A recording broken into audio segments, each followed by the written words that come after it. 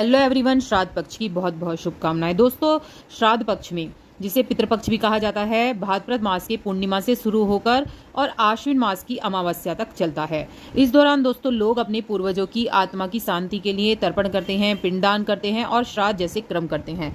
धार्मिक मान्यताओं के अनुसार इस समय जो हमारे पितर होते हैं वो धरती पर आते हैं और अपने वंशजों को से तर्पण की अपेक्षा करते हैं। तो इस समय क्या करना चाहिए, क्या नहीं, और बहुत सी चीज़ें इस वीडियो में बताऊंगी, किस तरह से श्राद्ध करना चाहिए और क्या नियम है।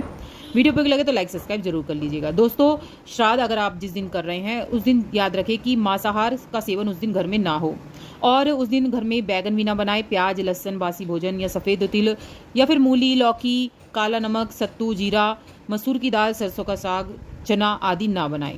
यदि कोई उपयोग करना है तो पितर नाराज हो जाते हैं इससे सेहत पर प्रतिकूल प्रभाव आपके पड़ सकता है। श्राद्ध पक्ष के जो नियम होते हैं वो क्या होते हैं दोस्तों? पिता का श्राद्ध पुत्र करता है। पुत्र के न होने पर पत्नी को श्राद्ध करना चाहिए। पत्नी न होने पर सगा भाई श्राद्ध कर सकता है। एक से ज्यादा पुत्र होने पर बड़े पुत्र को श्राद्ध करना चाहिए। उक्त नियम से श्राद्ध ना करें। श्राद्ध ना करने पर दोस्तों पितृ जो होते हैं नाराज हो जाते हैं। कई घरों में बड़ा पुत्र है फिर भी छोटा पुत्र श्राद्ध करता है। छोटा पुत्र यदि अलग रह रहा है तब भी सभी को एक जगह एकत्रित होकर श्राद्ध करना चाहिए। श्राद्ध का जो समय होता है दोस्तों, श्राद्ध का सबसे श्रेष्ठ समय जो होता है दोपहर का कुतुब काल यानी रोहिणी काल होता है, यानी कि 12 बजे के आसपास, 11:30 के आसपास। उसके बाद आप कर सकते हैं 11:30 12 के आसपास करें। कुपित काल के लिए किए गए दान जो होते हैं उनका अक्षय फल मिलता है। प्रातःकाल और रात्रि में श्राद्ध करने से पितृ नाराज हो जाते हैं। कभी भी रात में श्राद्ध ना करें क्योंकि रात्रि जो होती है दोस्तों राक्षसों की होती है।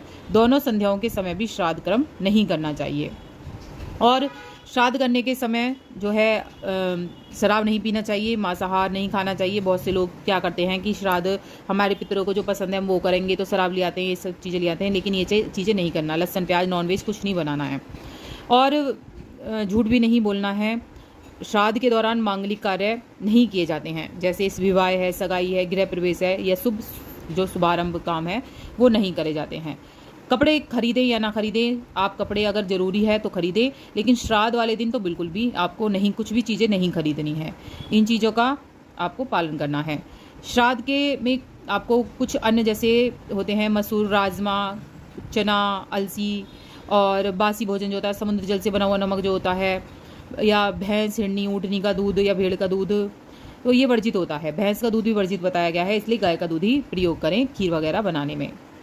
झाड़ू इस दिन नहीं खरीदी जाती है। झाड़ू और नमक जैसी चीज़ें श्राद्ध में बिल्कुल ना खरीदें, पहले ही आप खरीद कर रख लें ये चीज़ें और उसका पालन करें।